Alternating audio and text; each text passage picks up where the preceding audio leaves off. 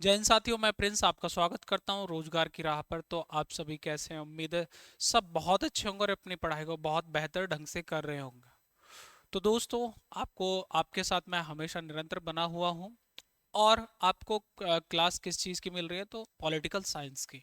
तो आप अपने बेहतर प्यारे नोट्स बना रहे होंगे और उसमें डेली बेसिस पे नहीं, फिर भी आप अगर अपने नोट्स बनाते हैं तो ये भी चीज़ होती है, उनको आसानी होती है रिवाइज करने में। मान लीजिए आप किसी दूसरे के नोट्स पढ़ रहे हैं और आपको कुछ समझ में नहीं आता, लेकिन आप इसलिए अपने खुद के नोट्स बनाइए और आपको सारी चीज़ें पर्टिकुलरली समझ में बहुत अच्छे से आती है और बहुत कम समय में उसका रिवीजन हो जाता है। तो हफ्ते, 10 दिन, 15 दिन, 20 दिन हमेशा उस चीज को रिवाइज करिए जो आपके याद नहीं रहती है।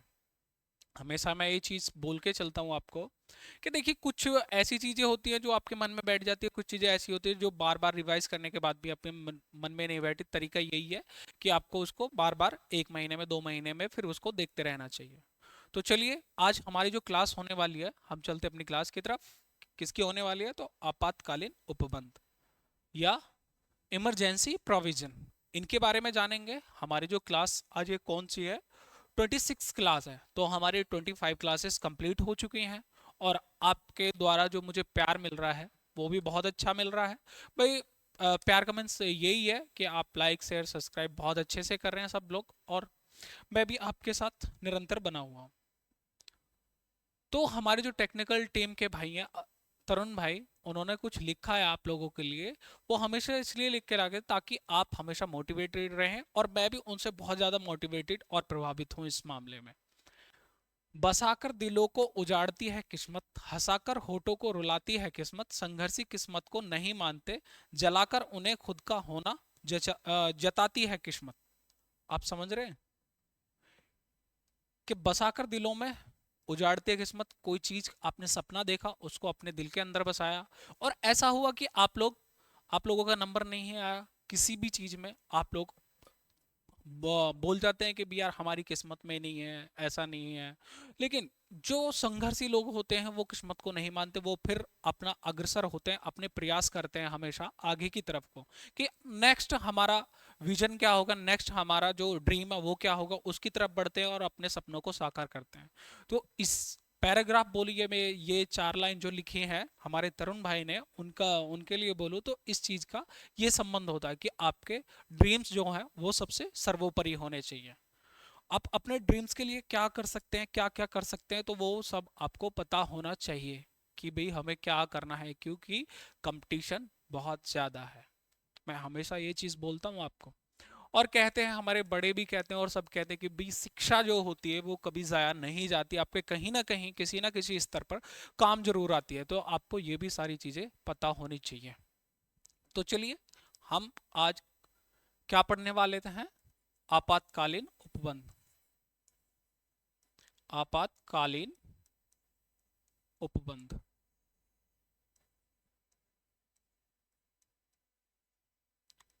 उपबंध, देखिए, पहले जो अगर हम बात करें कि भी पहले ऑनलाइन क्लासेस नहीं चलती थी, कहीं भी कोई यूट्यूब से नहीं पढ़ता था, पहले ऑफलाइन क्लासेस का माध्यम होता था।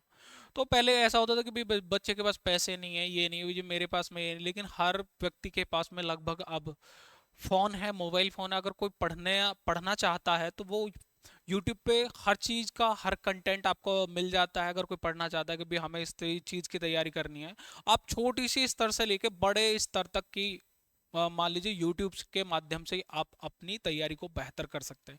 ये नहीं कि भाई मेरे पास में पैसे नहीं है, मैं तैयारी नहीं कर सकता, मेरे को तो ये चीज़ की प्रॉब्लम है। तो प्रॉब्लम देखने वाले कभी आगे नहीं बढ़ते, प्रॉब्लम ना देखने वाले हमेशा आगे बढ़ते हैं। तो आपको यही है कि भाई हर चीज़, हर कंटेंट आपको यूट्यूब पर उपलब्ध है। तो कोई बहाना मत बनाइए कि भाई ये चीज़ नहीं है मेरे पास, ये चीज़ नहीं है, वो चीज़ नहीं है। तो हमेशा अपनी पढ़ाई करते रहिए। आपातकालीन उपबंध। तो आपातकालीन उपबंध का 3 आपातकाल है हमारे। कौन कौन से हैं जी? फर्स्ट, राष्ट्रीय आपातकाल। राष्ट्रीय आपातकाल।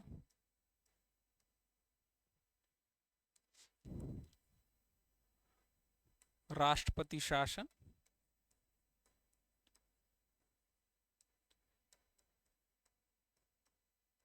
राष्ट्रपति शासन। नंबर तीसरा,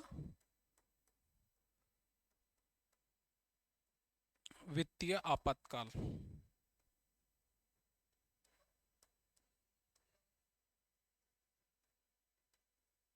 क्या है जी? वित्तीय आपातकाल। इमरजेंसी प्रोविजन, आपातकाल उपबंध। तो ये कौन कौन से में आता है?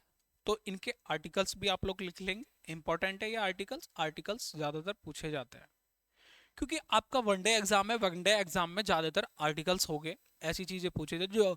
और करंट से रिलेटेड हमेशा पॉलिटी से पूछते हैं ज्यादातर, जो पॉलिटी और इकोनॉमिक्स में होता है तो करंट से वो चीजें पूछी जाती हैं। उनके लिए मैं अभी आपको सेपरेट वीडियो लेके आऊंगा आर्टिकल, तब भी आप बोलेंगे सेपरेट वीडियो मैं आप लोगों को प्रोवाइड करा दूंगा कि भैया जी आप इस इन टॉपिक्स की वीडियो लेके आ जाइए, तो मैं आपको उन टॉपिक्स की वीडियो लेके आऊंगा। आर्टिकल 356 और थर्ड इज आर्टिकल 360। राष्ट्रीय आपातकाल 352 में, राष्ट्रपति शासन 356 में, वित्तीय आपातकाल 360 में। देखिए बताने के लिए मैं ये सिर्फ ये भी बता सकता हूँ कि राष्ट्रीय आपातकाल जी ये इसमें हो गया, 352 में हो गया, कैसे कैसे होगा, बस इसके बारे में मैंने खत्म कर दिया। मैं आपको ये भी बता दूं राष्ट्रपति शासन कहाँ लगता है जी? हमारे राज्यों में लगता है। और रिकमेंडेशन कौन करते हैं? तो राज्य के राज्यपाल। और कौन लगाते हैं? तो केंद्र सरकार लगा देती है। अनाउंसमेंट कौन कर देते हैं? और वित्तीय आपातकाल में ये कि फाइनेंशियल जो दिक्कत है वो प्रॉब्लम हो जाती है, लेकिन ऐसा नहीं। इन चीज़ों को डिटेल से पढ़िए ताकि आपके आपके चीज़ें समझ में आ जाए। सारी चीज़ आपको सारी चीज़ जब आपके अंदर माइंड में बैठ जाती हैं तो कहीं ना कहीं वो चीज़ें आपको याद रहती हैं। तो इसलिए मैं सारे डिटेल्स खोल के जो भी डिटेल्स है मेरे पास में या कहीं से मैं पढ़ाता हूँ, वो सारी चीज़ मैं आपको इसलिए पढ़ाता हूँ ताकि ताकि आपके ज़्यादा से ज़्यादा चीज़ें याद रह सकें, यहीं पे याद हो जाए। और सबसे बेहतर तो यही है कि यहीं पे क्लास में याद हो जाए। तो सबसे पहले हम बात करते हैं राष्ट्रीय आपातकाल। राष्ट्रीय आपातकाल,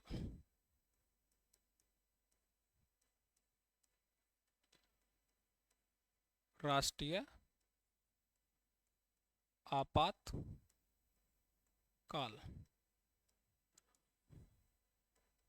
नेशनल इमरजेंसी। ये कब कब लगता है? बाहरी आक्रमण, बाहरी आक्रमण। आपके मन में आएगा बाहरी आक्रमण मीन्स कैसे? हमारे जो दुश्मन देश है, पाकिस्तान हो गया, बांग्लादेश हो गया, या फिर और भी कोई कंट्री है, आपके किसी भी कंट्री से आपकी आपकी लड़ाई हो सकती है, आपका आपका युद्ध हो सकता है, तो वो युद्ध कर दे तो बाहरी आक्रमण पे क्या हो सकता है, क्या लग सकता है? तो राष्ट्रीय आपातकाल। एक एक होता युद्ध, युद्ध युद्ध की स्थिति में किसी भी देश से हो सकता है, कहीं भी हो सकता है, तो आपको ये भी पता होना चाहिए। एक होता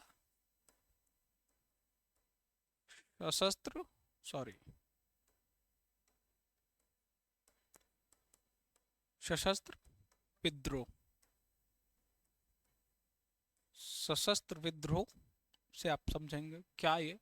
तो सशस्त्र विद्रोह से मतलब है कि आपके इंटरनल, यानी कि आपकी कोई सेना, आपके जो लोग हैं, जो आपके सेना है, वो आपके जैसे पाकिस्तान में हाल होता है, वो विद्रोह कर देती है और वो वहाँ का चलाते हैं। अभी हाल फिलहाल ही में आपने जैसे वहाँ बांग्लादेश का हाल देखा कि वहाँ पे कोई पर्टिकुलर सरकार नहीं थी और उसने सेना ने विद्रोह कर दिया था और सेना ने फिर उसके पीएम को इस्तीफा देना पड़ा। तो ये भी इस पे भी क्या क्या कर दिया जाता है? तो राष्ट्रीय आपातकाल लगा दिया जाता है। राष्ट्रीय आपातकाल लगता कैसे है? सबसे पहले हम ये देख लेते हैं। जो पीएम एंड कैबिनेट, कैबिनेट प्रधानमंत्री और हमारी जो मंत्री परिषद होगी, वो रिकमेंडेशन करती है, सिफारिश करती है किसको, जो सिफारिश करेगी राष्ट्रपति जी को। किसको करेंगे? राष्ट्रपति जी को। इसके बाद में राष्ट्रपति अनाउंसमेंट कर देते हैं कि बता देंगे कि राष्ट्रीय आपातकाल के बारे में, उसके लिए एक मंथ तक, एक महीने तक इमरजेंसी लग जाती है। इसके बाद में ऐसा नहीं है कि सिर्फ ये फिर राष्ट्रपति के अनाउंसमेंट कर दिया उसके बाद में ये चलती रहेगी, सिर्फ एक महीने के लिए लगेगी। उसके बाद में क्या होता है, संसद संसद में संसद में इसके फिर बिल पहुंचता है। बिल पहुंचने के बाद में क्या होता है, विशेष बहुमत के तहत, विशेष बहुमत, इसको अगर पास कर देते हो तो कितने समय के लिए, यहां पर कितने समय के लिए, तो 6 महीने, 6 महीने के लिए नेशनल इमरजेंसी लग जाती है। उसके बाद में अगर ये और आगे के लिए पास करने चाहते हैं कि भाई आपको ये भी मन में आएंगे भी ये कितना बढ़ा सकते हैं इसको, कि भी मान लीजिए 1 महीने लगा, 6 महीने लगे, और बिल पास हो गया तो 6 महीने तक और बढ़ा सकते हैं, तो और बढ़ सकते, ऐसे ही करके इसको मतलब कि अनंत काल तक, अनिश्चित काल तक बढ़ाया जा सकता है।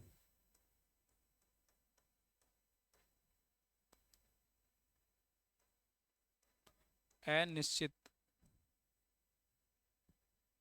क्या होगा जी, अनिश्चित काल तक इसको बढ़ाया जा सकता है,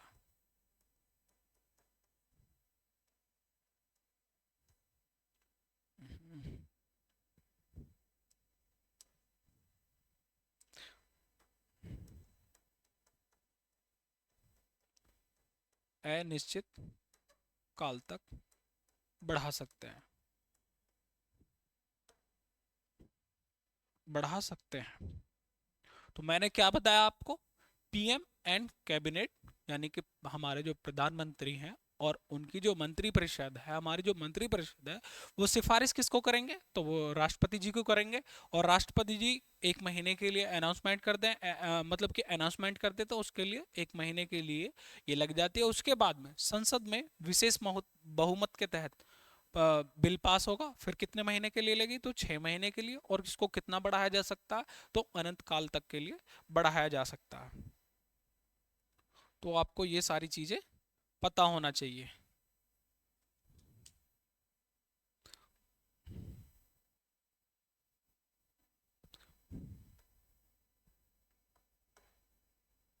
हम बात कर लेते हैं इसकी समाप्ति, राष्ट्रीय आपातकाल की, आपातकाल की समाप्ति, समाप्ति कैसे होगी। यदि राष्ट्रपति आपातकाल की घोषणा को वापस कर देते हैं, कि घोषणा कर दी थी उन्होंने और वापस की घोषणा कर देते हैं, तो संसद जो साधारण बहुमत से इसको वापस कर लिया जाता है। किससे, संसद के, राष्ट्रपति क्या बोलेंगे वापस के लिए, और संसद क्या करेगी इसमें, साधारण बहुमत से, साधारण बहुमत,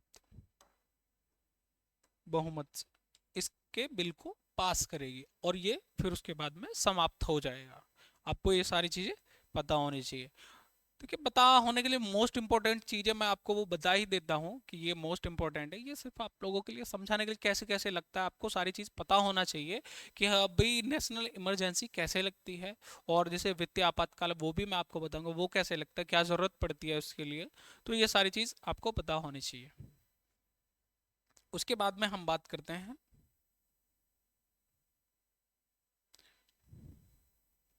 कितना, 1/10 सदस्य लिखित रूप से देने होंगे, सदस्यों को लिखित रूप से देना होगा। लिखित रूप। 1/10 सदस्य कैसे जी?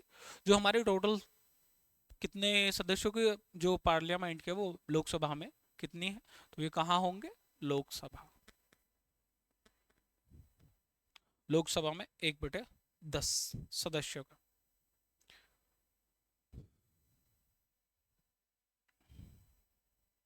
और अध्यक्ष यानी कि लोकसभा के अध्यक्ष इसको संसद में या लोकसभा में पेश करेंगे, पेश करवाएंगे। उसके बाद में सदन में पेश करवाएंगे। इसके बाद में अगर संसद का सत्र नहीं चल रहा होगा तो प्रेसिडेंट साहब सत्र बुलाएंगे और विशेष सत्र बुलाते हैं और उसकी कार्रवाई को करवाते हैं। तो इसका एक मैं सीधा सीधा ऐसे बता देता हूं आप लोगों को। सॉरी। जैसे 1/10 विशेष सत्र, विशेष सत्र,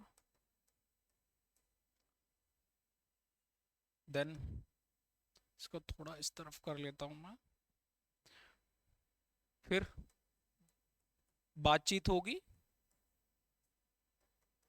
फिर मतदान होगा। क्या होगा जी? मतदान होगा। मतदान होगा और फिर इसको संसद के साधारण बहुमत से, साधारण बहुमत से पास कर दिया जाए। तो इसको वापस कैसे लीजिए? 1/10 मेंबर जो है लिखित रूप से देंगे और उसके बाद में विशेष सत्र बुलाया जाता है, बातचीत करेंगे, मतदान करेंगे, उसके बाद में संसद के साधारण बहुमत से वापस कर लिया जाता है। इसके हम देख लेते हैं थोड़ा सा प्रभाव कि भाई इसके प्रभाव क्या पड़ेंगे। आपको ये भी चीज़ पता होनी चाहिए। इसलिए ये कि बस इसमें मोस्टली तो जो टॉपिक था वो मैंने आपको बताया कि नेशनल इमरजेंसी में क्या होगा। इसके प्रभाव भी आप लोग पढ़ लीजिए। तो प्रभाव, इसके प्रभाव क्या क्या होंगे? जैसे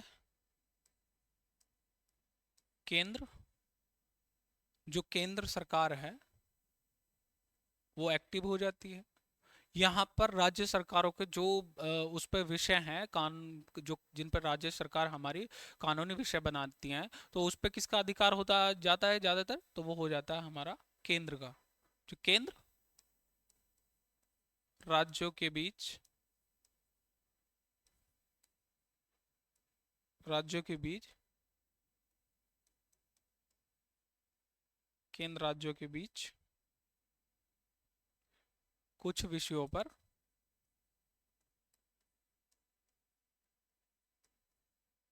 ऐसे मान लीजिए कार्यकारी,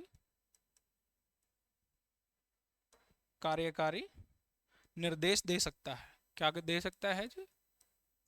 निर्देश दे सकता है। हाँ। इसके बाद में हम बात कर ले जैसे कुछ वित्तीय परिवर्तन। इससे और भी क्या होंगे? इससे वित्तीय परिवर्तन।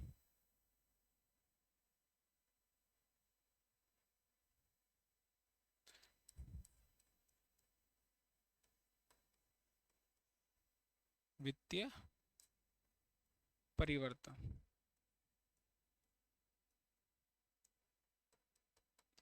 ये क्या होगा इससे? अगर हम बात करें वित्तीय परिवर्तन की तो आर्टिकल 268 से लेकर 279। अगर हम बात करें वित्त आयोग की, इससे ही आगे कहा चला जाता है वित्त आयोग, आर्टिकल 280 वित्त आयोग।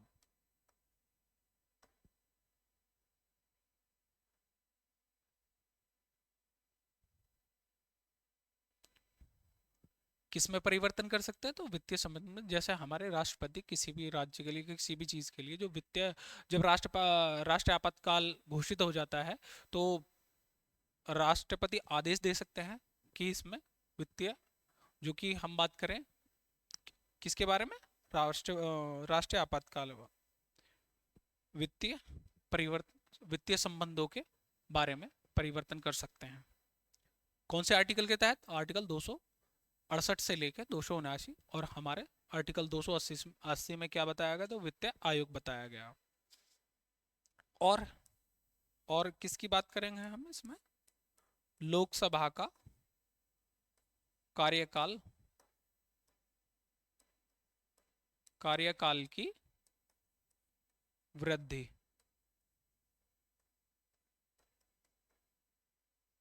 लोकसभा के कार्यकाल की वृद्धि। आपको पता होनी चाहिए कि लोकसभा के जो कार्यकाल है वो कब तक बढ़ाया जाए? तो 1 वर्ष के लिए बढ़ाया जा सकता है। 1 वर्ष के लिए बढ़ा सकते हैं। कि जैसे अभी हमारे चुनाव हुए थे तो इसमें कार्यकाल कितना होगा लोकसभा का? तो वो 5 वर्ष का होगा। लेकिन अगर कोई राष्ट्रीय आपातकाल हो जाता है, लग जाता है, नेशनल इमरजेंसी लग जाती है, तो उस स्थिति में हमारी लोकसभा का कार्यकाल 1 साल के लिए बढ़ाया जा सकता है। जैसे आपको मैं बात करता हूँ न, सबसे पहले राष्ट्रीय आपातकाल कब लगा था? तो लगभग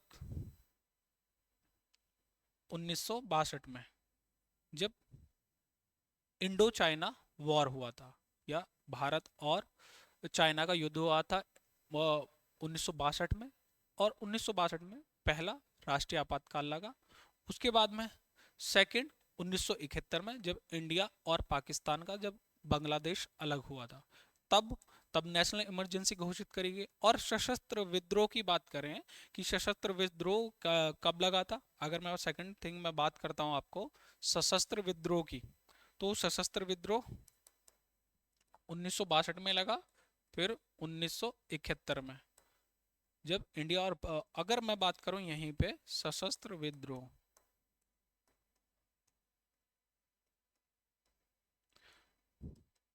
तो 1975 से लेकर 77 तक।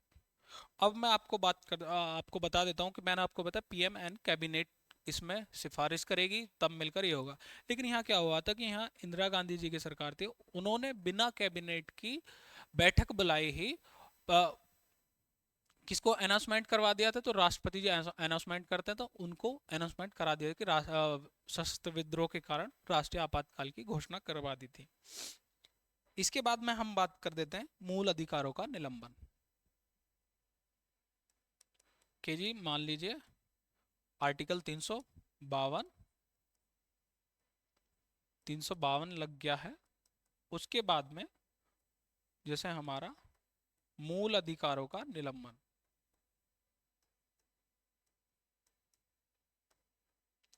कारों का निलंबन निलंबन हो जाता है। और कौन से आर्टिकल के तहत? जैसे आर्टिकल 358 के तहत आर्टिकल 19 का निलंबन।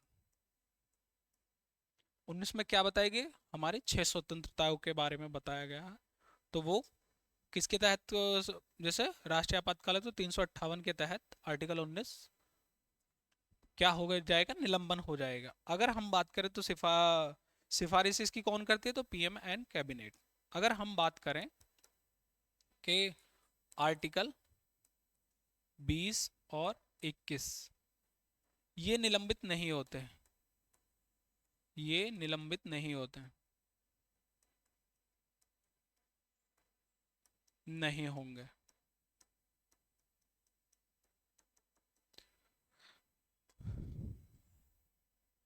क्या निलंबित नहीं होंगे? तो 20 और 21। और मैं आपको बताना चाहूंगा कि जो सशस्त्र विद्रोह है, ये वर्ड ये कब जोड़ा गया? तो 44वां संविधान संशोधन अधिनियम 1978 को। तो कौन सी सरकार थी उस समय पे? मोरारजी देसाई जी की सरकार थी। तो उन्होंने ये शब्द को जोड़ा था, और उन्होंने ही ये व्याख्या दी थी। क्या क्या दिया था? कि भाई इनका, इन दोनों का निलंबन नहीं होगा। तो कौन से आर्टिकल से? तो 44वां आर्टिकल बोल रहा हूँ मैं, 44वां संविधान संशोधन, 44वां संविधान संशोधन अधिनियम 1978, 1978 को। और सशस्त्र विद्रोह, सशस्त्र विद्रोह शब्द,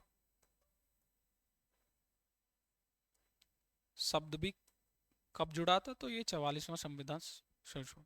इंपॉर्टेंट है ये चीज, दोनों चीज, ये चीज पूछी गई है, कई बार क्वेश्चंस भी आए हैं कि जब राष्ट्रीय आपातकाल घोषित हो जाता है तो कौन से आर्टिकल्स का निलंबन नहीं होता, मतलब मूल अधिकारों का निलंबन नहीं होता? तो आर्टिकल 20 और 21। और सशस्त्र विद्रोह कब शब्द जोड़ा गया? तो 44वां संविधान संशोधन अधिनियम 1978। कितनी देर की होगी?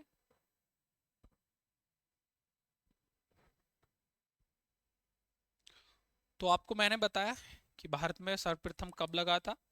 तो जब भारत व चीन युद्ध हुआ, तब नेशनल इमरजेंसी लगी। कब हुआ था? तो 1962 को। कब? 1962 को। तो उस टाइम पे पीएम कौन थे? पीएम थे जवाहरलाल, जवाहरलाल नेहरू जी। और प्रेसिडेंट कौन थे, यानी कि राष्ट्रपति कौन थे? राष्ट्रपति कौन थे? एस राधा कृष्णन। कौन थे? एस राधा कृष्णन। क्योंकि ये चीजें पूछी जाती हैं कि पीएम कौन थे, राष्ट्रपति कौन थे उस समय पे, तो आपको पता होना चाहिए राष्ट्रपति कौन थे, एस राधा कृष्णन। उसके बाद में हम बात कर लेते हैं, और इसकी जो एग्जैक्ट डेट थी 26 अक्टूबर।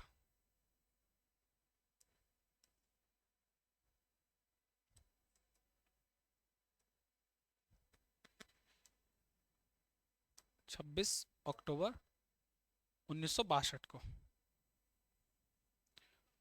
और इसके बाद में हम बात कर लेते हैं जो दूसरा आपातकाल, यानी कि सेकंड आपातकाल।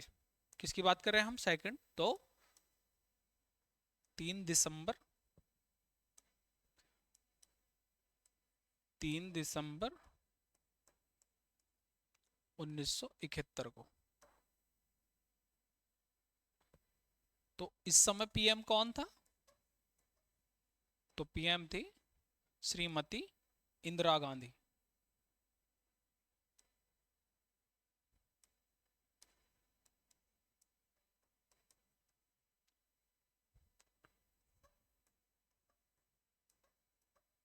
इंदिरा गांधी। कौन थी उस समय पीएम? तो इंदिरा गांधी जी। ये एच हटा देता हूं मैं यहाँ। कौन थी पीएम? इंदिरा गांधी। और उस समय राष्ट्रपति कौन थे? राष्ट्रपति कौन थे? सर वीवी गिरी। ये चीज पता होनी चाहिए। सेकंड, और किसके बीच हुआ था ये? भारत व पाकिस्तान के बीच। और इसी दौरान बांग्लादेश का एक नया देश, एक अलग देश बना था।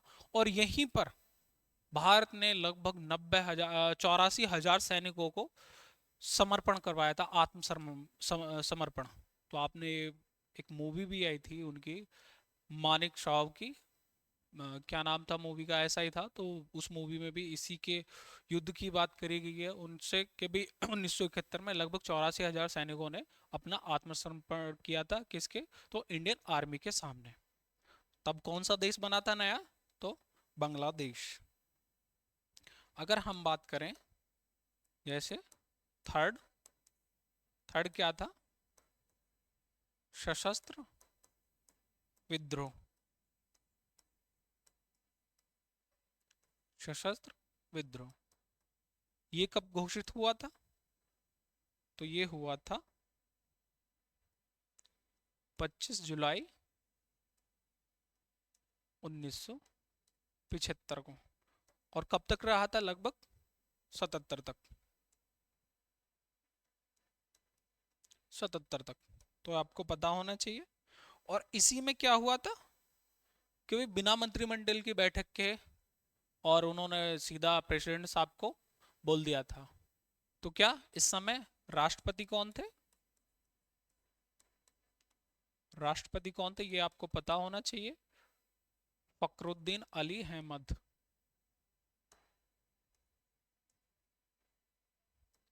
फखरुद्दीन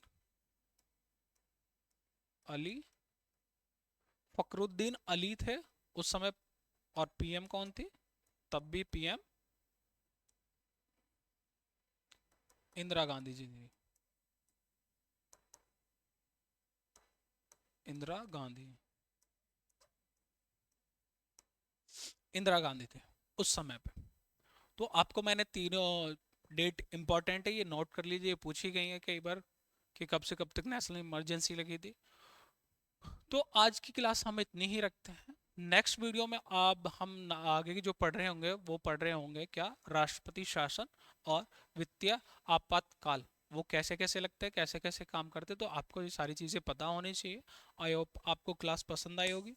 तो मैं हमेशा आपसे यही चीज़ बोलता हूँ कि हमको हमारे चैनल पर अगर नए हैं तो सब्सक्राइब करें और बेल आइकन ज़रूर दबा लें, ताकि आपको हर वीडियो का नोटिफिकेशन मिलता रहे। और लाइक शेयर एंड सब्सक्राइब करते अपने छोटे बड़े भाई बहनों को, ताकि उनकी भी तैयारी बहुत बेहतर ढंग से हो सके। तो चलिए मिलते हैं कल नेक्स्ट वीडियो में। धन्यवाद दोस्तों।